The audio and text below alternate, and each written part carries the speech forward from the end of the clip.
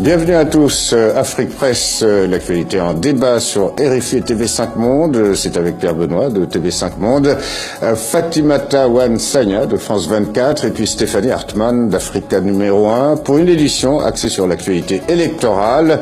Au Congo-Brazzaville, la réélection contestée de Denis Sassou Nguesso dès le premier tour de la présidentielle, contestée en tout cas par une partie de l'opposition. D'abord le résumé de cette réélection donc controversée de Denis Sassou Nguesso au Congo-Brazzaville, résumé par Pascal Achard de TV5 Monde.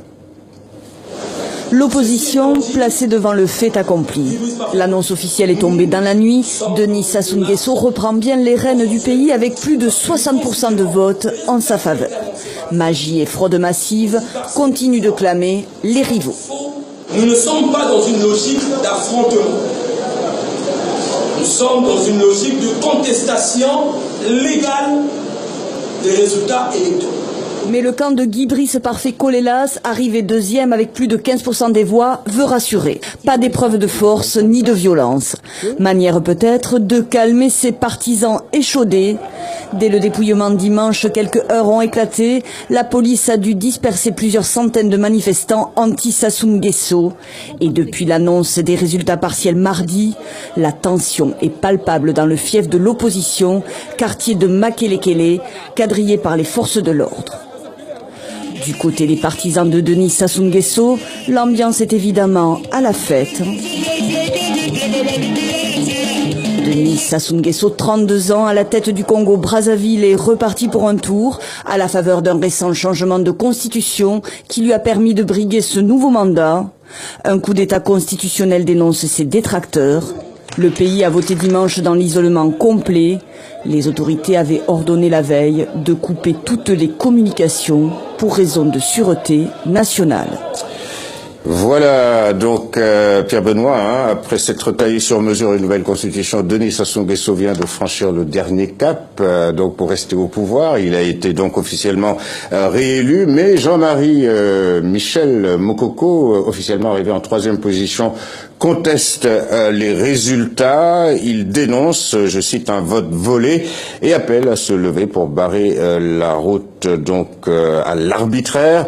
Et au moment où nous enregistrons cette émission ce vendredi matin, la situation reste tendue au Congo, mais aucun incident n'est à signaler, ni de représailles pour le moment à l'encontre du général Mokoko. Oui, mais la situation reste tendue. On l'a dit dans le reportage, 4 jours de blackout complet au niveau des communications internationales, un climat assez tendu, un déploiement de forces policières et de soldats assez considérables sur Brazzaville, mais aussi dans le nord, sur Pointe-Noire. Un résultat assez net, puisque 60-40. Mais contesté. Et on attend le chiffre de la CENIBIS, puisque la commission électorale montée par l'opposition est en train de travailler. On remarque aussi qu'il y a 2 réactions dans l'opposition, celle de Parfait Kolela qui est sur le mode « nous contestons le résultat mais sans violence », et puis les déclarations assez fracassantes du général Mokoko qui parle, je le cite, qui demande aux gens de se lever pour barrer la route à l'arbitraire. Mais vous savez, son avocat, qui est un de ses compagnons de route, qui s'appelle Norbert Tricot, a dit « ce n'est pas un appel à manifester, c'est une grève, une protestation pacifique ». Donc là aussi, les Congolais qui ont une longue expérience du système Sassou Nguesso sont prudents, et on sait très bien aussi... il n'y a pas une peur un peu? Il y a une peur qui est très palpable dans les rues. On a vu aussi des journalistes de l'AFP et du Monde qui ont été molestés. Donc c'est aussi des gestes qui ne sont pas gratuits pour un pouvoir qui est cumulé, 32 ans quand même pour Sassou Nguesso. Donc moi ce que j'ai senti et ce qu'on a pu voir, on verra après comment ça va se passer, c'est que même dans les fiefs du PCT, il y a un relatif effritement de la popularité, parce que l'idée d'avoir tordu le bras à la Constitution pour se maintenir au pouvoir, ça passe mal même dans certains courants qui ont été les piliers du régime jusqu'à aujourd'hui. Alors le PCT, Parti congolais du travail, l'ancien parti marxiste de Denis Sassou Nguesso, devenu social-démocrate. Fatimata, alors les Congolais, donc Congo-Brazzaville, doivent se résigner voir Denis Sassou Nguesso continuer à régner sur ce pays? On a l'impression que c'est l'histoire qui se répète et que 32 ans au pouvoir, le tripatouillage, vous l'appelez comme il est, du référendum qui lui permet de briguer un nouveau mandat alors qu'il n'avait pas droit. Il y avait deux barrières, absolument, l'âge, le référendum, le mandat, etc. Alors, c'est vrai que c'est très compliqué justement au Congo pour eux d'essayer de s'extraire de cette emprise qui est quand même extrêmement totale sur l'économie, la société, etc. Je ne mentionne même pas l'effet de guerre, etc., la guerre civile. Donc il y a des traces extrêmement profondes. Les gens ne se sont quasiment pas déplacés parce qu'évidemment par peur de représailles qui ne sont pas pour le coup fantasmées mais extrêmement réelles et présentes dans le pays. Donc ça c'est une vraie question justement parce que Denis Sassou Nguesso aime à se présenter comme l'homme de paix. Voilà, il aime arborer cet habit d'homme de paix, qui est quand même pour le moins assez usurpé, on va dire. En tout cas, l'histoire.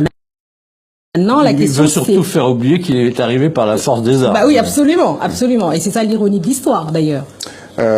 Stéphanie. Non, mais justement, on parlait de la peur chez les Congolais. Brazzaville est quadrillée par les militaires. Et effectivement, pour un homme de paix, l'armée est quand même très présente au Congo.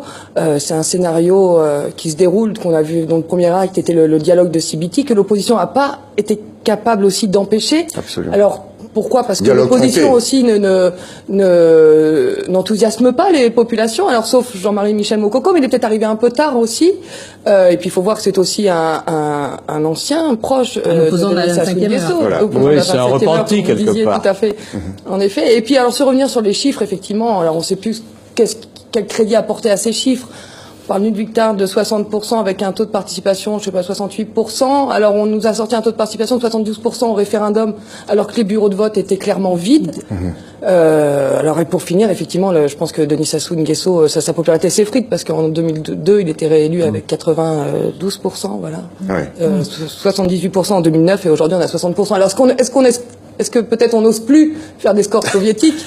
Je pense que c'est ça. Scores nord-coréens, voilà, parce qu'on compare maintenant le Congo-Brazzaville à Toro. Parce que le parti est devenu social-démocrate, donc il faut s'adapter aux standards socio-démocrates européens. Voilà. Non, mais vous avez évoqué Pierre, dans votre première intervention, le fait que des journalistes étrangers ont été harcelés, tabassés, brutalisés. D'ailleurs, il y a une protestation officielle de la France, puisqu'il s'agit de notre confrère du Monde, Christophe Chatelot, et de deux envoyés spéciaux de l'AFP. Les États-Unis ont également protesté contre cette violation de la liberté de presse. Absolument, et en parfaite cohérence pour ce qui concerne les États-Unis avec le tripatouillage de la Constitution et le maintien au pouvoir de Sassou Nguesso. Ils avaient manifesté leur réserve, on va dire, en termes diplomatiques au moment où la Constitution a été modifiée par le pouvoir. Alors il faut redouter peut-être, Fatimata, une répétition de ce qui s'est passé au Congo-Brazzaville, peut-être de l'autre côté du fleuve, en RDC. En tout cas, c'est à craindre, puisque on évoque aujourd'hui le glissement du calendrier électoral, à savoir que cette présidentielle, à laquelle normalement, constitutionnellement, Kabila ne peut pas se présenter, n'aura peut-être pas lieu à la fin de l'année comme prévu. Absolument, et on attend évidemment, les derniers développements pour savoir comment les gens vont se positionner, notamment au moment des élections pour l'opposition. Ça va être une vraie question parce que là, les enjeux sont différents. Évidemment, le contexte de violence assez volatile est à craindre. Donc, on se demande si finalement l'année à venir va pas être plus inquiétante pour la région finalement que cette année. Oui, parce qu'on est dans une autre configuration à RDC, évidemment. Effectivement, les gens sont moins apeurés. C'est un pays grand, un grand pays. Pareil, c'est une crise politique, cela dit, pour faire la comparaison avec le Congo, qu'on voit venir de loin, depuis longtemps. Voilà, on alerte. Alors après, quels sont les moyens à l'intérieur et à l'extérieur pour empêcher, prévenir la crise politique que font les institutions africaines et internationales? Apparemment, moyen nul, quand on prend par exemple l'exemple du Burundi, Pierre. Oui, absolument. Donc il y a toute la question de l'Est de la RDC qui est pas résolue avec la crise burundaise qui finalement est un abcès de fixation régionale assez important que personne ne peut prévoir, puisque la situation est figée, la répression continue au Burundi. Mais pour faire la comparaison avec les deux oppositions, l'une à Kabila et l'autre à Sassou Nguesso, on a des situations assez contrastées parce qu'il y a aussi dans la dynamique politique de ces dernières années en RDC l'apparition de vrais leaders, Katumbi, etc., l'ancien gouverneur. Il y a une vraie classe politique de RDC qui monte, qui s'organise avec des gens très forts et puis qui ont une assise populaire. C'est peut-être ce qui manque aussi. Je mets un peu les pieds dans le plat. Il y a une opposition de principe à ce vote pro Sassou Nguesso, pro sa réélection, mais en même temps l'opposition à Brazzaville elle est éclatée. Il y a aussi le système de la peur dont on a parlé et finalement il n'y a pas de puissant et qui serait capable de fédérer quelque chose de concret et qui permettrait aux gens de se positionner parce que la peur permet justement le maintien du système. Voilà.